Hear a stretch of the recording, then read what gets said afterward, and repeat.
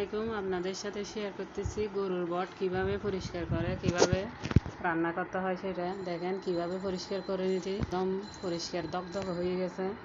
আর আমরা উপরের চামড়াটা খুলে ফেলি, এরকম অনেক জায়গায় দেখি যে উপরের চামড়াটা খোলে না, এই এমনি পরিষ্কার করে ফেলে।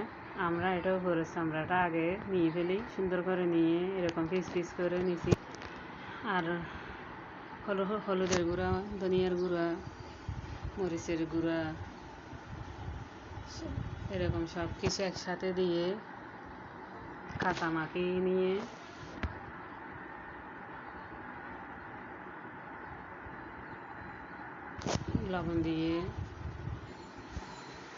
লবণ, তেজপাতা, গরম মশলা সব একসাথে দিয়ে পেঁয়াজ কুচি দিয়ে এরকম করে কাঁচা বসাই দিব চুলার উপর।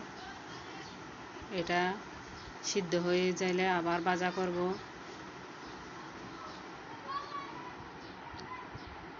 এটা এখন সর্ষের তেল দিয়ে মাখিয়ে নিব। অল্প সর্ষের তেল দিব, কাঁচা চুলার উপর বসাই দিব, এই জন্য এভাবে ভালো করে মাখিয়ে নিব। ভালো করে মাখিয়ে নিয়ে এরকম ভালো করে কস্তায় কস্তায় মাখিয়ে নিয়েছি। এগুলো যেন সব জায়গায় লাগে যায়। মশলাগুলো হালকা করে পানি দিয়ে দিচ্ছি। মাখাটা কি সুন্দর লাগতেছে, কি লোভনীয় লাগতেছে।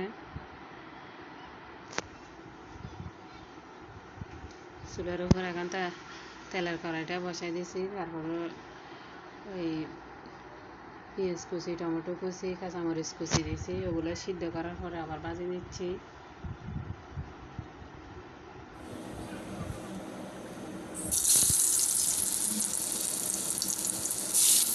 এগুলো কোরবানির গরুর বট, বাড়ির থেকে পাঠাচ্ছে সাতকানির থেকে।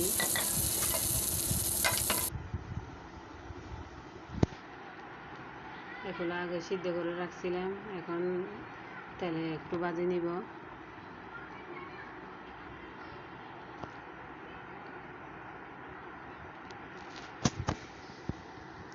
এখন সবগুলো তেলে দিয়ে দিচ্ছি।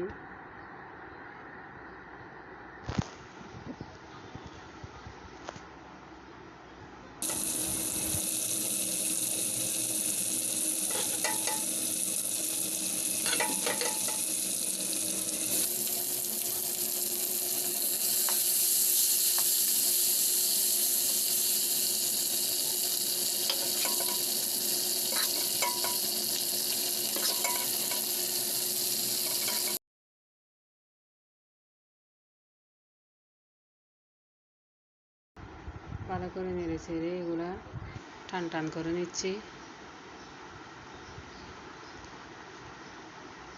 ভাজাটা হয়ে আসছে। এখন এগুলো আমার পাশের বাড়ির আপা বাবিদেরকে দিব। আমার ভিডিওটা ভালো লাগলে শেয়ার করবেন, কমেন্টস করবেন। আল্লাহ হাফিজ, আসসালামু আলাইকুম।